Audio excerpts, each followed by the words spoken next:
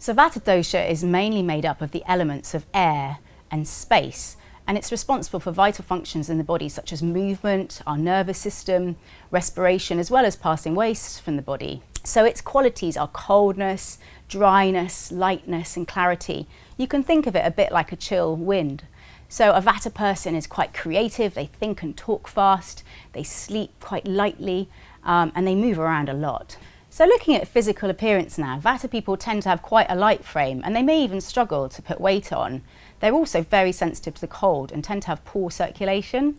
So quite often they'll wear lots of layers and definitely a woolly jumper in the winter.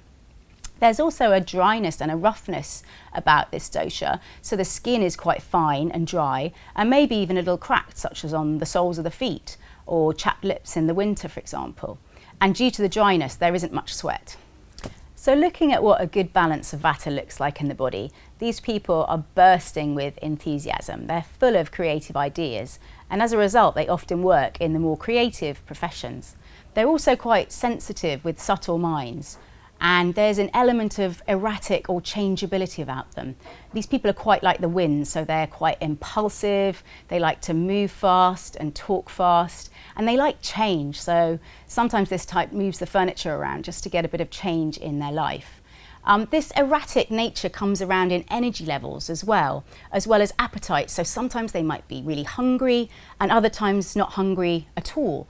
Other times they'll have loads of energy, and then other times they're completely exhausted. So there's definitely a changeable nature about these people.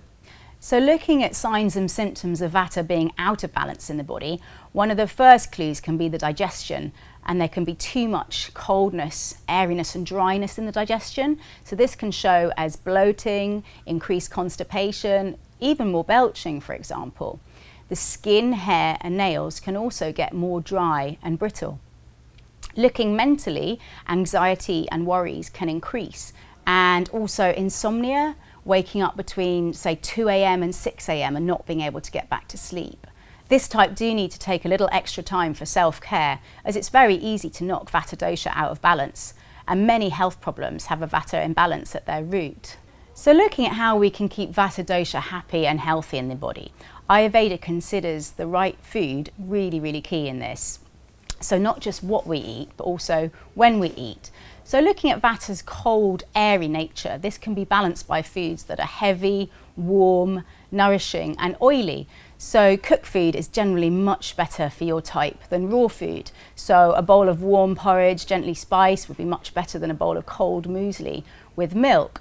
And good quality oils are also really important for this dosha. So hemp, olive oil, coconut oil, whatever you fancy. So you could make a raw salad more digestible by adding a nice oily dressing. So looking at herbs and drink to help balance out Vata dosha, the warming herbs can be really helpful to help balance Vata's cold nature. So ginger, cumin, cinnamon and fennel, for example.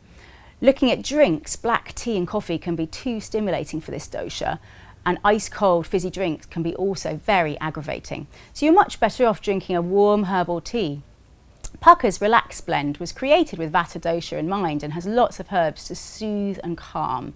Another key Ayurvedic herb for this dosha is ashwagandha, which calms and nourishes the nervous system. So looking at seasonal and lifestyle tips to help balance Vata dosha, the mobile, irregular qualities of this dosha can be really aggravated by things like excess travelling and overwork.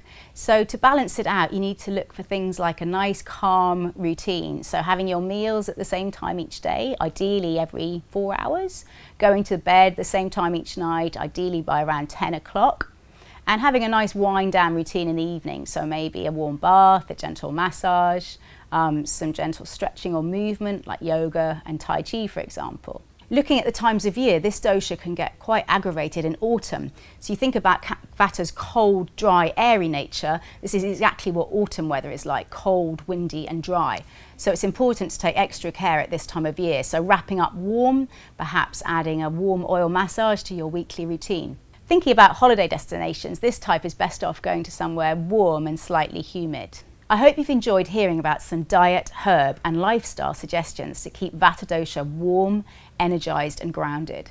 If I was to sum up 3 bits of advice for this dosha, it would be to take time to look after yourself, to slow down and to stay grounded, perhaps through connecting to the earth element through gardening or a walk in nature.